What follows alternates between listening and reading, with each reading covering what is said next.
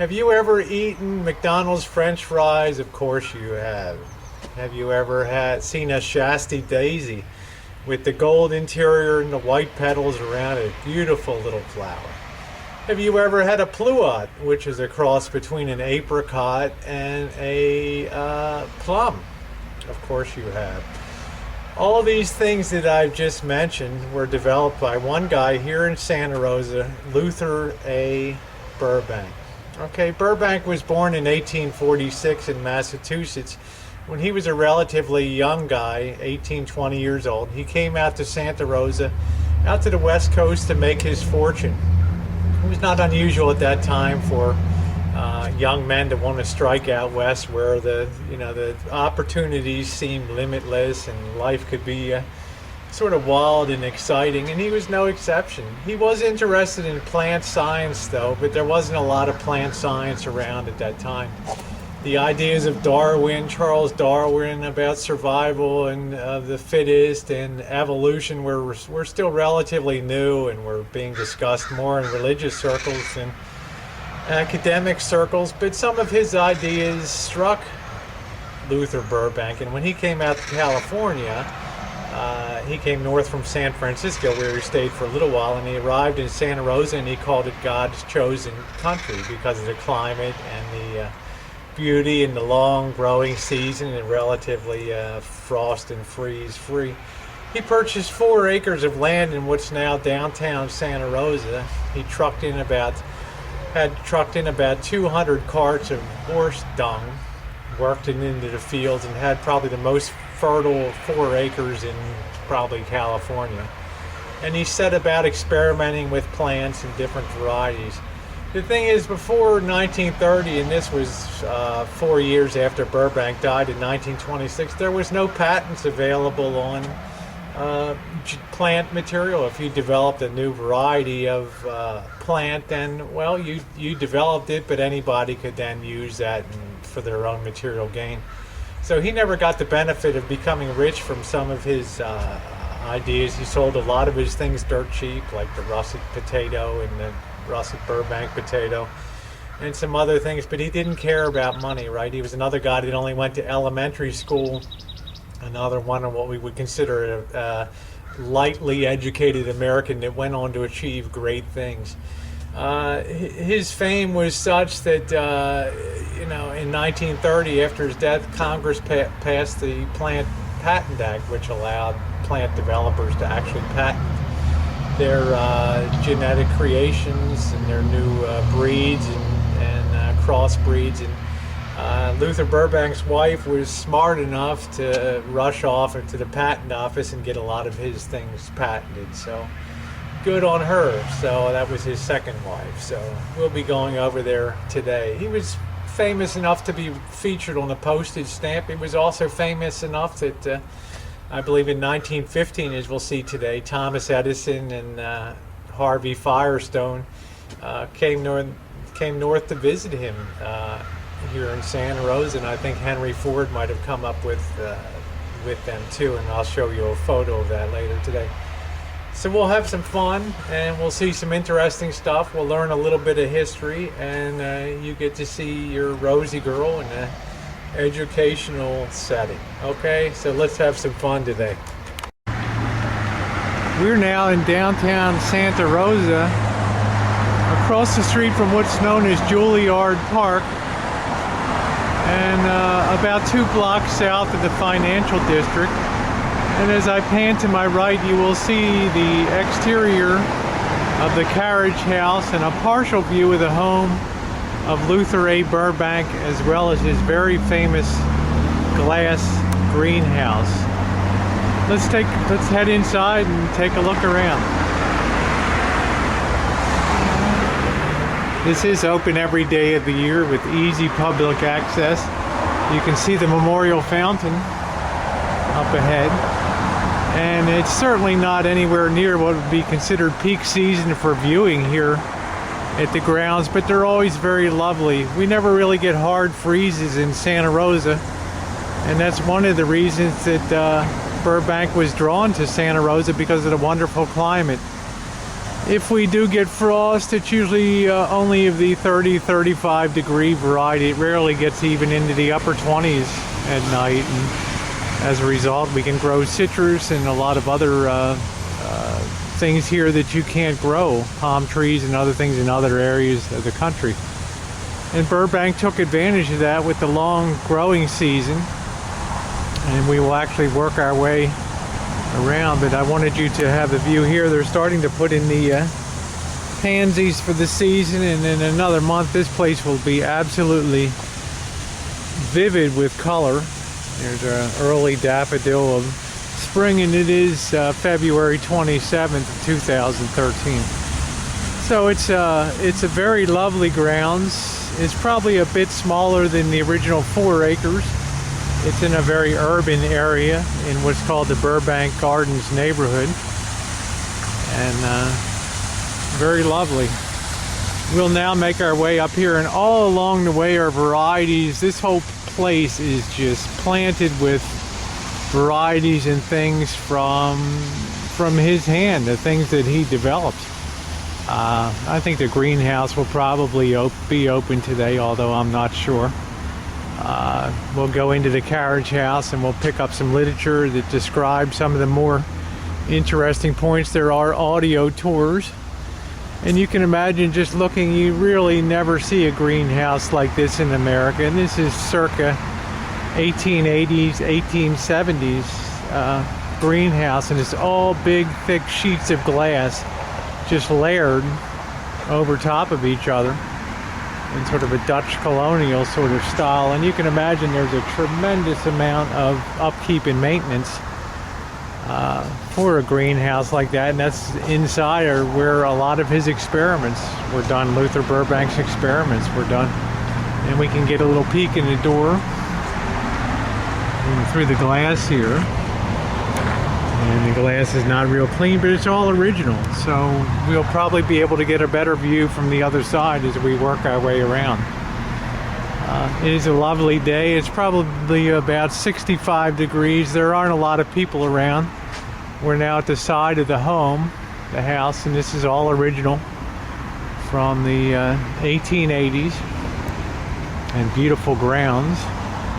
And if you look over towards the 2 park benches in the corner, that's actually where Luther Burbank is buried, over in that corner of the property.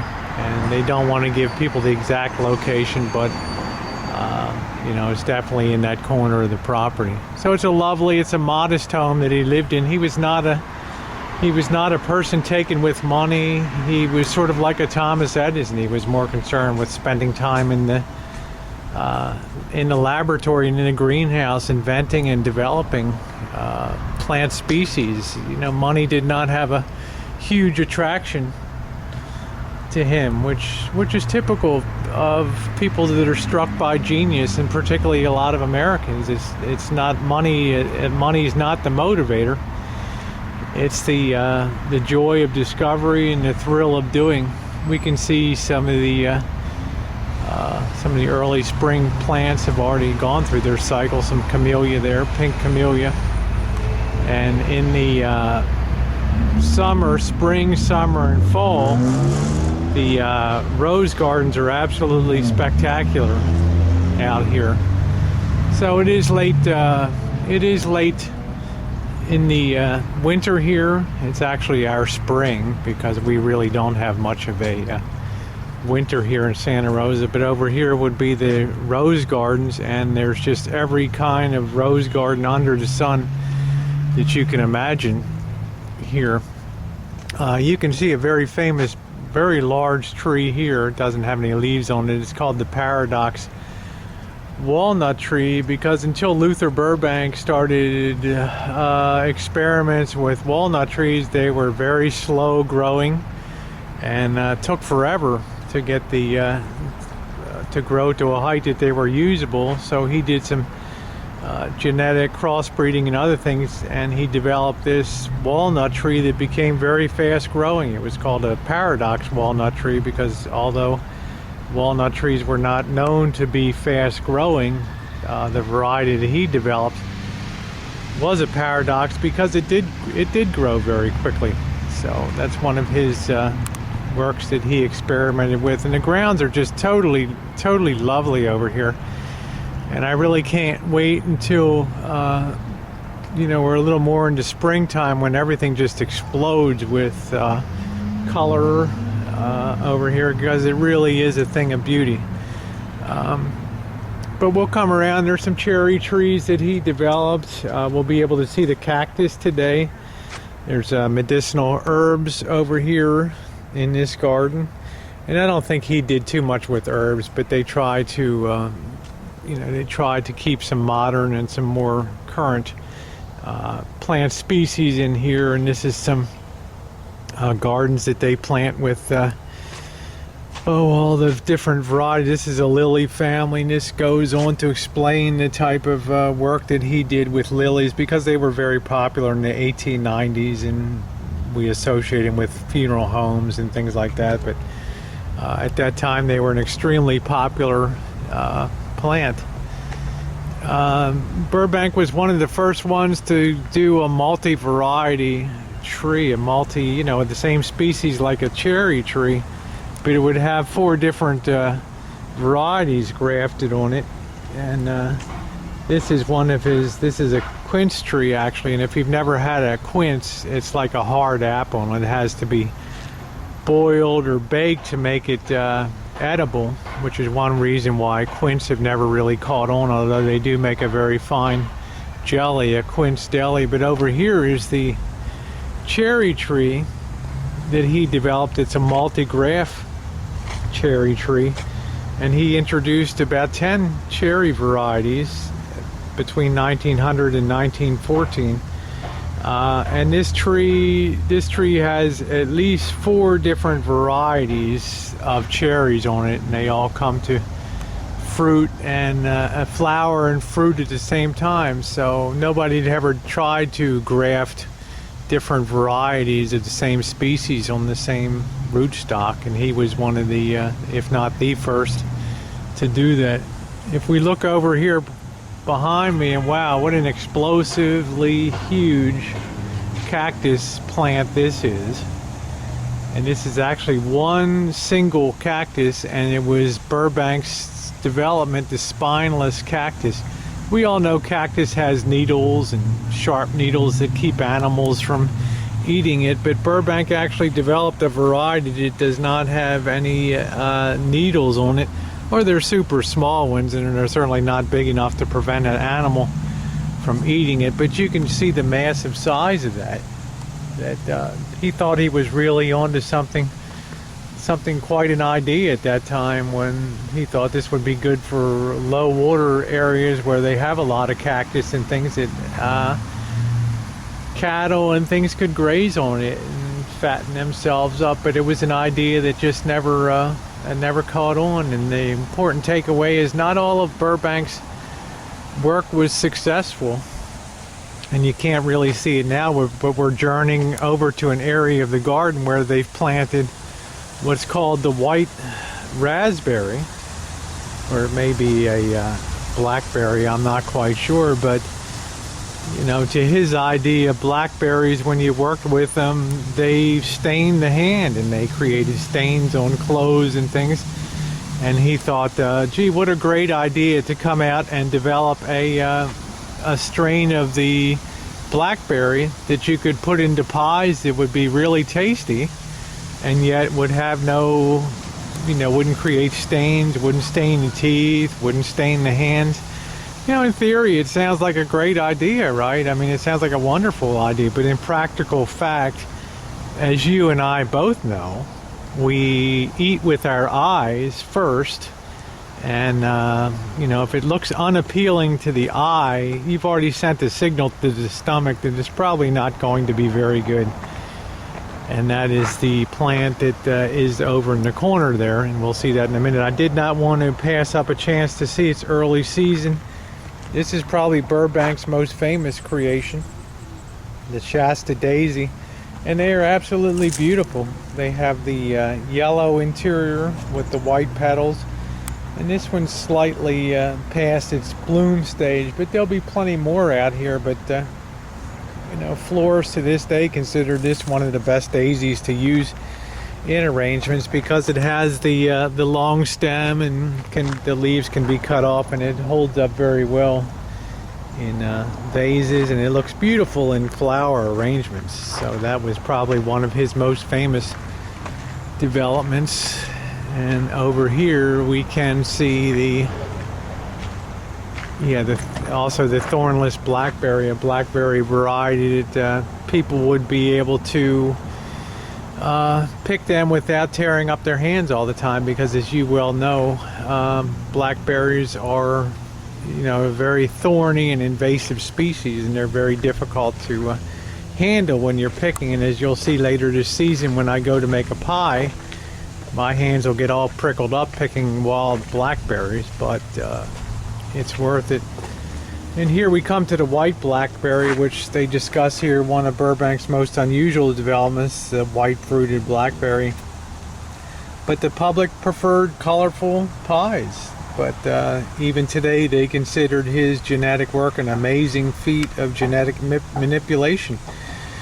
He was the first one to, as I mentioned before, to take, plant 1,000 plum trees, and out of those 1,000 that grew, pick the strongest one and use them for the next generation, or pick the ones with the most unusual characteristics. The same way that plant geneticists would try to find a black rose, the mythical black rose and things like that today. They would find one genetic mutation out of maybe 10 million or 100 million and try to capture the genes in that to develop new species. Well, Burbank did all that. That was all his doing.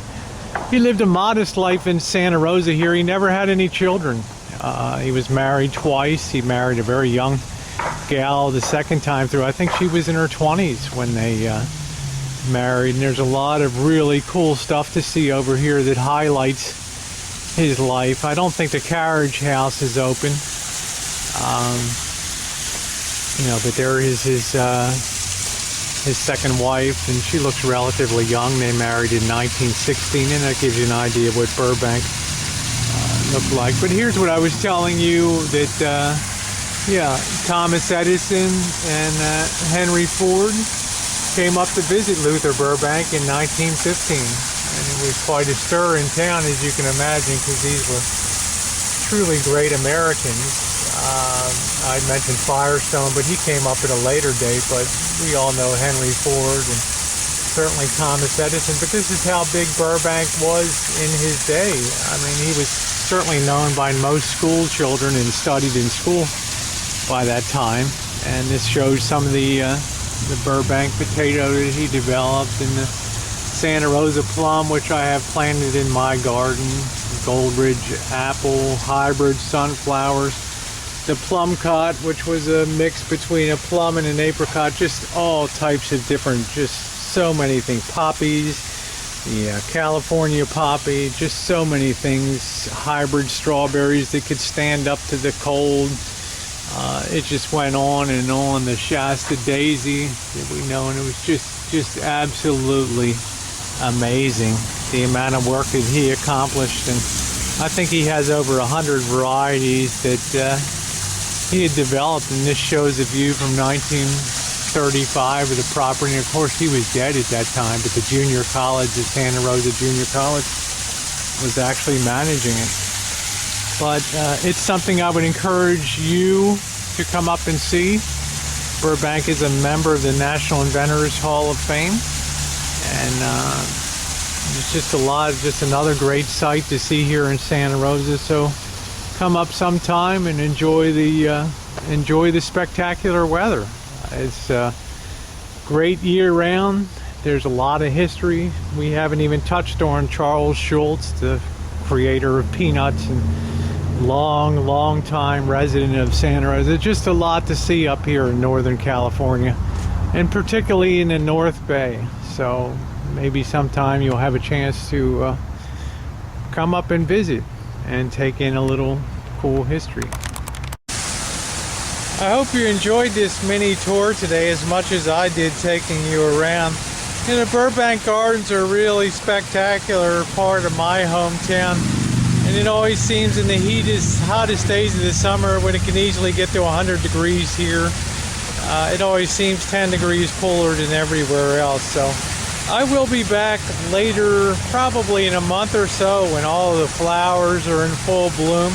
And I tell you, what blow you away, the beauty in here, especially as the roses come to life and everything else. Burbank was an amazing American, and not many people know the name Luther Burbank today. But he's the kind of American that made the contribution that lives on and on through the genetic research he started and his pioneering efforts in the science of plant breeding and trying to improve species by picking the strongest and using them to make the next generation. This was innovative stuff in the 1890s and the early 1900s, and it was a subject of a lot of controversy too. You know, a lot of the world believed that natural selection with, letting nature develop its own species and its own genetic mutations in time was the way to go. And if you try to manipulate or do otherwise through plant or animal work, you're fiddling with nature. And this idea was absolutely abhorrent to the church, particularly at that time, and they had a lot of issues with development and species development. So it was not without its controversy, that's for sure. But we enjoy the fruits of his work today. And like I say, I want to thank you for coming along on the tour. It's a short one, but it's another piece of Santa Rosa history, and I'm glad you were along.